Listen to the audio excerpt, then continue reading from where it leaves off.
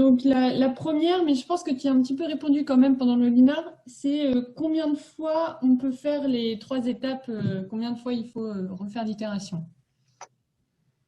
Euh, Ben ouais, je pense qu'il faut se méfier d'une règle d'or sur ce sujet. De toute façon, et c'est important de savoir avant.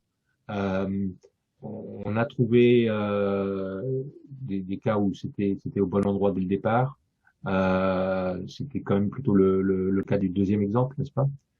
Mais ça, c'est l'exception, clairement. C'est plutôt, ouais, dans 10% de nos interventions, on trouve que le goulot est au bon endroit.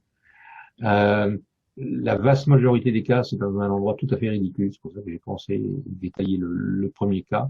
Et c'est vraiment ce genre de choses, c'est-à-dire des fonctions annexes qui souffrent probablement de manque d'attention managériale parce que on pense que c'est juste quelque chose qui est à faire, mais que c'est pas important, c'est pas la valeur ajoutée, c'est de l'administratif, etc., etc. Et par manque d'attention managériale et par manque de regard sur le flux, euh, on a laissé tel ou tel service ou telle ou telle personne dans son dispositif devenir mauvaise contrainte. Si on trouve une mauvaise contrainte, par contre, il est vrai que très souvent, on va en trouver plusieurs avant d'arriver à la moins mauvaise contrainte. C'est pour ça, à nouveau, que j'ai utilisé le premier cas. Soit c'est pas le cas et vous avez le moins mauvais boulot dès le départ, soit c'est regrettable dès le départ et dans ce cas-là, vous allez peut-être faire une série de 2 ou 3 fois avant d'arriver à quelque chose qui soit raisonnable. Alors la question suivante est très ciblée. Avez-vous des exemples dans le monde du développement logiciel? Ah oui, oui, bah oui, on vit dans le monde actuel où il y a du logiciel partout. Et régulièrement, je suis fasciné parce que je sais pas moi, je prends le développement d'un airbag pour automobile, c'est 60% de coût de développement logiciel maintenant, par exemple, hein. Donc les logiciels, même si très souvent on est dans les produits physiques, les développements logiciels sont un peu partout. Euh, D'ailleurs, du fait des ambitions de la partie intelligence de ces produits, les cahiers des charges et les ruptures qu'on cherche à faire dans le domaine logiciel de ces produits, donc on trouve assez régulièrement que c'est surtout coupé aux faibles capacités dans le système, qu'on va trouver des problèmes, la chaîne pédique, c'est-à-dire le développement le plus long sera le programme informatique, et ainsi de suite. Euh, c'est exactement la même logique que ce que je vous ai décrit là. Euh, Bien évidemment, dans l'informatique 2020, euh, 8 fois sur 10, il faut expliquer pourquoi et comment on peut faire ces idées-là avec de l'agile, que c'est pas, il n'y a pas à choisir, parce que l'agile se retrouve partout. Au moins la moitié des cas, il devrait pas être là, mais il est là.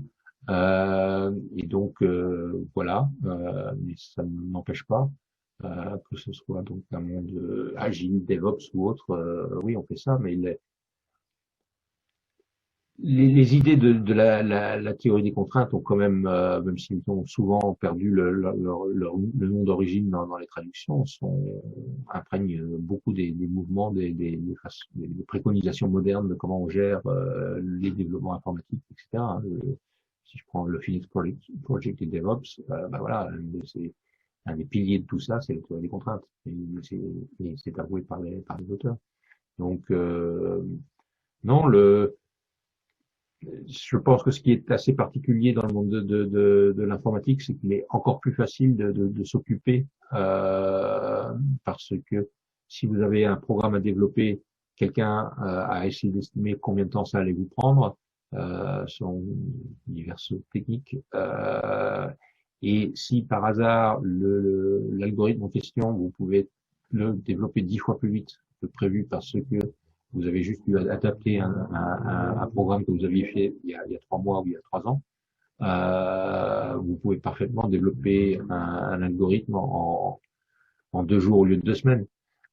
Mais probablement vous allez le garder dessus avec vous, même si vous avez normalement fini en 2 jours, parce que c'est un métier qui se prête parfaitement au tuning, au tweaking, à rajouter des trucs et des machins, etc. Et donc, vous allez utiliser le reste du temps imparti pour terminer à 2 semaines. Bref, il est encore plus facile dans l'informatique qu'ailleurs de s'inventer du travail et de prendre plus de temps. Et donc, les excédents de capacité sont tout aussi sidérants dans le domaine informatique qu'ailleurs. Et en complément, j'ai envoyé le lien de la conférence qui aura lieu au mois de décembre sur l'association de la théorie des contraintes et du développement logiciel. Très bien, très bien. Oui, bon, on va dans les nouveaux webinaires, etc. On va pas mal parler informatique en fait. Pour ceux qui ont suivi d'autres événements, c'était hier. J'ai animé un webinar dans le cadre du TOCICE, l'association mondiale de la théorie des contraintes, en anglais avec John Ricketts qui vient de publier un livre sur ces sujets-là. Donc on va stay tuned pour nos futurs webinars. Il y en aura plusieurs sur l'IT parce que c'est devenu un peu important dans notre nouveau monde, n'est-ce pas? Donc on voulait passer un peu de temps à parler de tout ça. Il y a plein de choses fascinantes.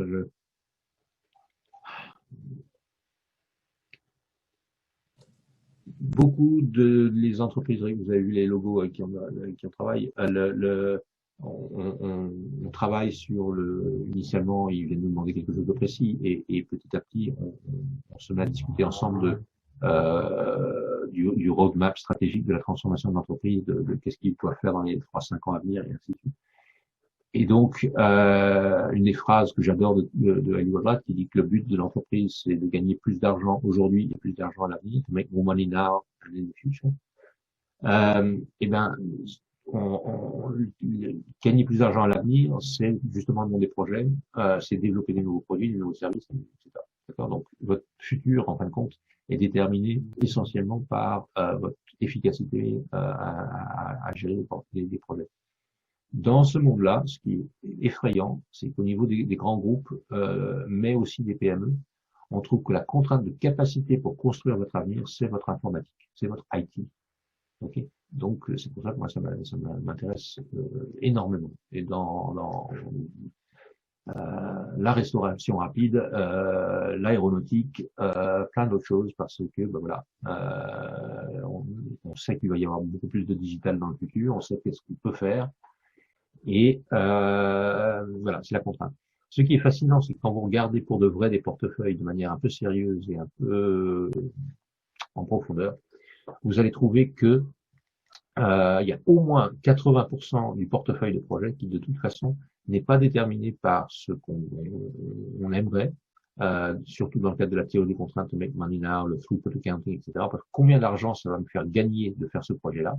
Ça doit être le premier critère de tri quand on choisit son portefeuille et qu'on écarte des projets en disant celui-là il fait pas gagner assez, ça sert à rien.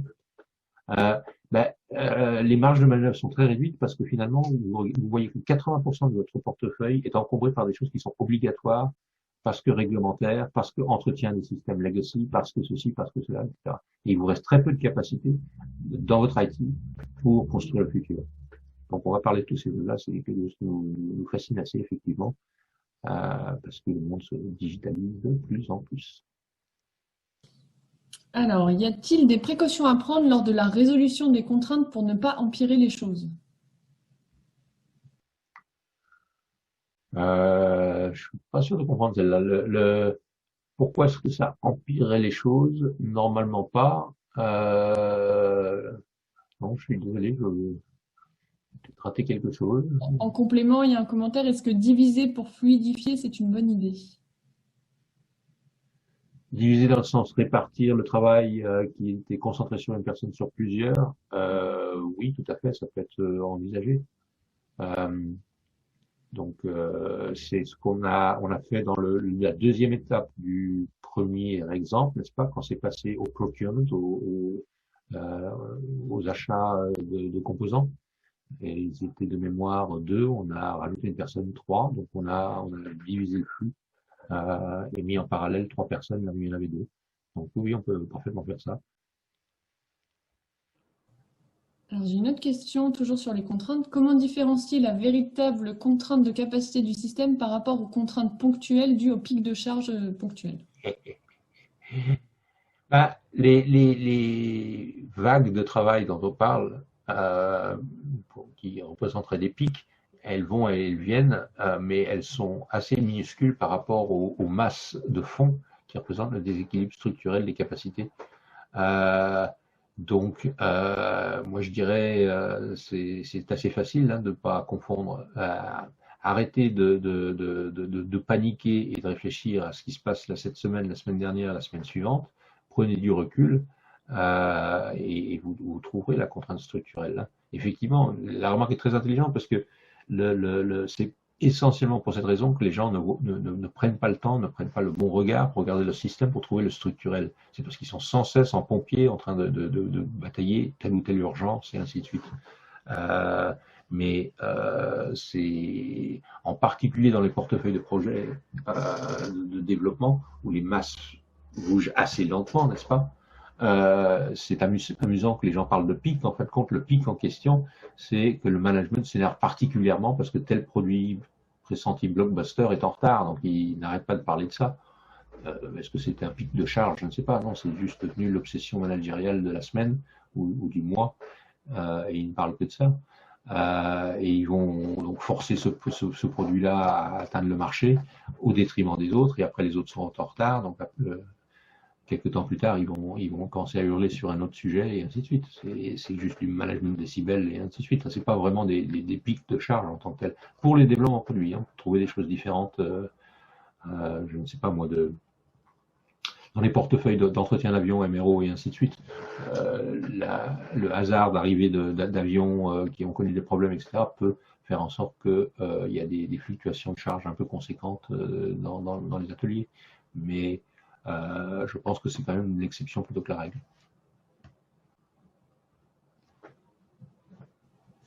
Alors, une autre question, comment rendre visible, mieux voir les files d'attente dans les projets pour trouver le boulot?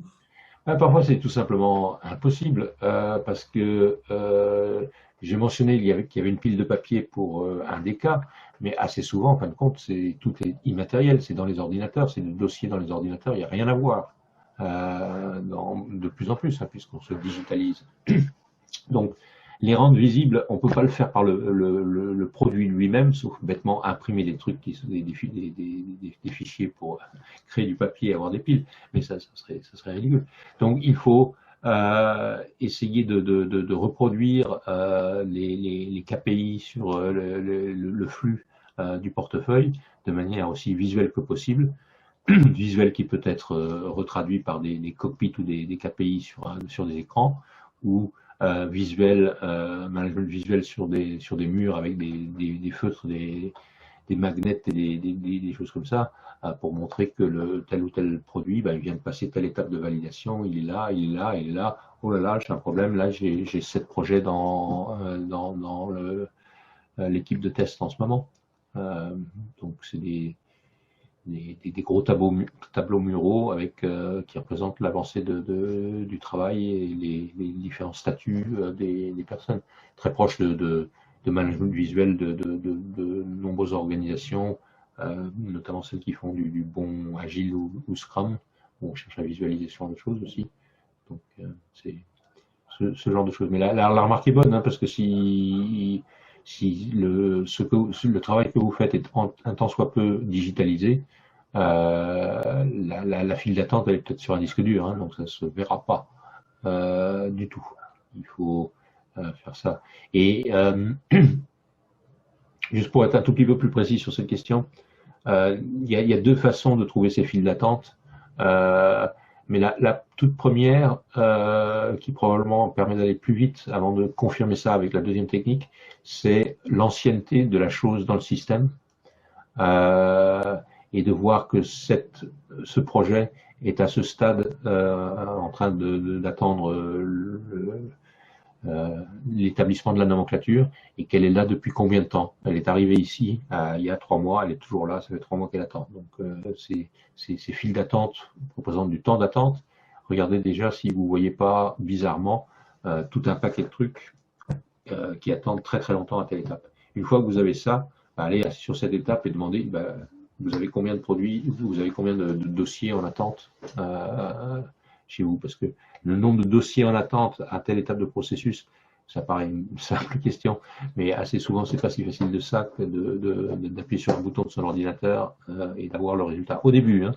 Après, une fois que les gens ont compris l'importance de piloter les flux dans leur dispositif de projet, ils font les petits add-ons et modifications de leur système de gestion des projets pour pouvoir sans cesse savoir où sont leurs projets et s'il y a des queues et des files d'attente, parce que c'est comme ça que vous allez gérer le flux. Mais par défaut, c'est vrai, malheureusement, avoir cet état des lieux, au lieu d'être instantané, il faut aller avec son bâton de pèlerin, regarder ce qui se passe, regarder si par-dessus l'épaule des différents intervenants, leur demander, tu pourrais me montrer tous les projets que tu as à faire, et ainsi de suite. Okay. Alors peut-être la dernière question, avez-vous des critères de priorisation des projets, ROI, temps utile sur la contrainte, etc. Ça dépend quand même complètement du métier. Hein. Je ne redirai pas ce que je viens de dire sur l'IT, où je parlais justement de gestion de portefeuille de IT au niveau stratégique. Hein. Je peux améliorer la paye, je peux améliorer le remboursement des frais, je peux améliorer la feuille le dispositif de fidélité client, et je peux faire ceci, cela. Ça, c'est ce que j'ai expliqué. La façon de faire ces critères de la théorie des contraintes, hein, c'est d'abord il y a beaucoup de choses qui ont été écrites qui restent valables hors théorie des contraintes là-dessus, sur les estimations de parts de marché, sur le risque d'échec et ainsi de suite, donc plein de critères classiques qui sont appliqués. La théorie des contraintes, c'est vrai, a une façon différente d'estimer l'intérêt financier de tel produit par rapport à un autre, dit le throughput accounting. Désolé, le terme n'a jamais trouvé une traduction satisfaisante en français. Et deuxième problème avec ce terme, c'est que c'est pas du accounting, c'est pas de la comptabilité, c'est un système de prise de décision financière. Et donc le throughput accounting propose une façon différente de faire les calculs sur l'intérêt de tel produit par rapport à tel autre, okay, et donnera donc des réponses différentes sur les attraits financiers des différents produits dans le portefeuille à travers le throughput accounting. Vous verrez où est-ce que vous pouvez voir ça. Il y a plein de différentes sources d'informations sur ce sujet sur notre site internet par exemple. Pardon. Ça, c'est comment on fait le calcul. Okay, mais ça, je dirais que c'est la partie facile. Après, le vrai problème, c'est que les patrons, ceux qui gouvernent le portefeuille, doivent se mettre d'accord pour pas en lancer trop. Avoir un système de priorité, ça serait bien. Ça éviterait des déchirements permanents lors de l'exécution. Mais si de toute façon, il y a 3 fois trop de projets, c'est là le problème. Donc c'est avoir le courage de dire bon, ça sert à rien, ça a l'air sympa, j'aurais bien aimé, mais c'est effectivement moins important que tous les autres, c'est pas prioritaire, c'est tellement pas prioritaire qu'on va pas le faire. Ok, donc je crois que pour beaucoup, parfois pour des raisons différentes, hein, pour beaucoup d'industries, on peut trouver 3 fois, peut-être parfois 10 fois trop de projets dans le portefeuille. Un des grands classiques qui a frappé, qui sévit encore assez largement dans le domaine de pharmaceutique, c'est que c'est la science. On a développé beaucoup de médicaments jusqu'ici, et maintenant pour trouver les nouveaux blockbusters de demain, il faut essayer beaucoup plus de molécules, de solutions, etc., avant de trouver quelque chose qui marche. Et donc le taux d'échec de telle idée qui ne donne pas un produit vendable est croissant au fur et à mesure que la plupart des médicaments évidents, on les a déjà trouvés et ils existent. Ce qui fait que pour avoir un blockbuster, vous devez lancer beaucoup plus d'idées au départ qu'avant. Et avec ça, ça a mené à des portefeuilles où franchement, si on arrête de faire et on fait le calcul de combien de temps ça va prendre avant que ce projet va sortir, avec la loi de Little, les files d'attente, là, vu l'encours que vous avez, on trouvait des chiffres ridicules, genre plus de 20 ans. C'est sympa de travailler là-dessus, mais de toute façon, tel que c'est parti, il ne sera pas sur le marché avant 20 ans. Et vous êtes d'accord que dans 20 ans, de toute façon, votre idée actuelle elle sera caduque, soit quelqu'un d'autre y aura pensé, ou je ne sais quoi. Voilà. C'est une chose que de réfléchir à 8 ans en pharma, mais à 20-25 ans, attention, en développement produit, on n'est pas en R&D fondamental. Voilà, et je pense qu'il y a ces choses-là. Excusez-moi, c'est également un sujet qui me passionne. Je crois que c'est une autre remarque importante par rapport à ça, c'est que malheureusement, dans beaucoup d'organisations aujourd'hui, le principal défi que les gens se fixent, c'est de terminer leur projet pas trop en retard, et c'est tout. Okay, ils considèrent que c'est déjà une performance que de terminer leur truc avec seulement 2 mois de retard ou 4 mois de retard ou pourquoi pas à l'heure. Et ça, c'est triste comme niveau d'ambition. C'est pas assez. Ça devrait être que le produit est un blockbuster qui va gagner plein d'argent, qui est super bien fait, qui va rencontrer un franc succès. Donc, il faudrait que les gens arrivent à mettre les exécutions sous contrôle pour pouvoir rehausser le niveau d'ambition et de lancer des projets qui ont beaucoup plus de sens et de potentiel que ce qu'ils font. Et ça, c'est des choses qu'on voit assez régulièrement, surtout si on tombe dans la situation où on est en retard technologiquement ou en position sur le marché, on est suiveur. Et ben, on risque de suivre de plus en plus en retard et de lâcher le marché parce qu'on n'arrive plus à offrir des produits qui sont aussi bons que ceux des concurrents. On a toujours une génération de retard. Voilà.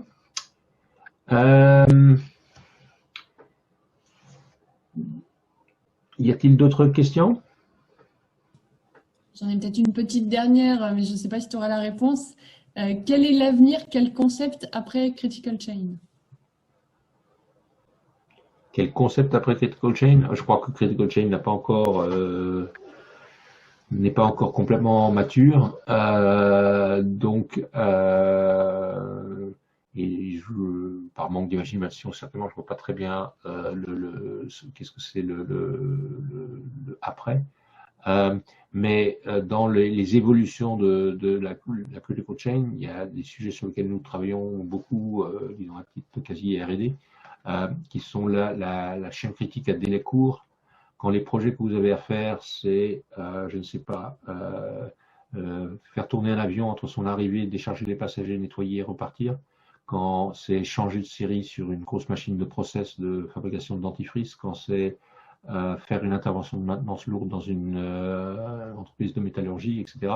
Vous avez un projet, une intervention, un peu non répétitif selon l'état etc., donc avec des incertitudes, mais qui va se dérouler sur 2 heures, 10 heures, 30 heures.